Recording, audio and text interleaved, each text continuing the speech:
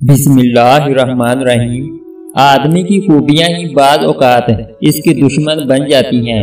ایاز کی ذہانت، دیانت و امانت اور اپنے آقا کے ساتھ وابستگی، کامل فرمانبرداری ایسے اعمال تھے جنہوں نے تمام ارکان دولت کو اس کا دشمن بنا دیا تھا۔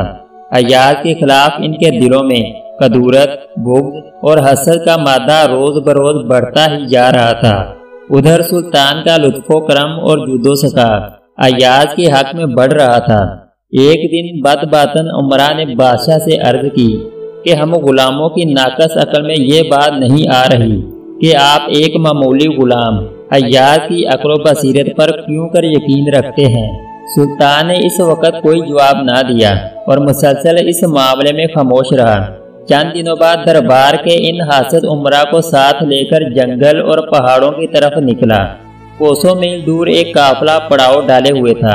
سلطان نے ایک امیر کو حکم دیا، گھوڑے پر تیزی سے جاؤ اور قافلے والوں سے پوچھو کہ کہاں سے آئے ہو۔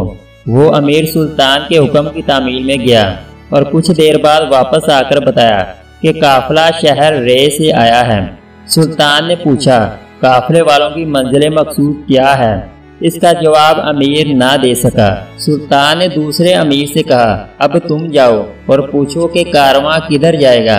دوسرا امیر جواب لایا کہ ان کا ارادہ یمن کا ہے۔ بادشاہ نے اس سے پوچھا، اس کا ساز و سامان کیا ہے؟ اس بات کا جواب وہ نہ دے سکا۔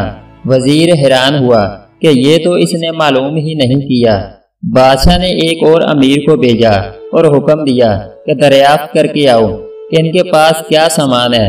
اس نے واپس آ کر کہا کہ ان کا سامان رے کے برتن ہیں۔ بادشاہ نے اس سے پوچھا، وہ قافلہ رے شہر سے کب نکلا تھا؟ وہ امیر اس سوال کا جواب دینے سے عاجز رہا۔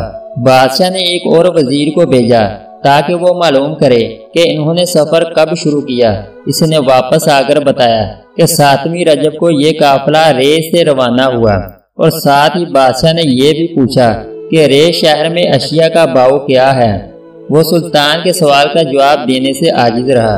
اسی طرح بادشاہ نے 30 سرداروں کو بھیجا اور ایک ایک سوال دریافت کیا۔ ان میں سے ہر ایک نے ایک ایک سوال کا ہی جواب معلوم کیا اور واپس آ گیا۔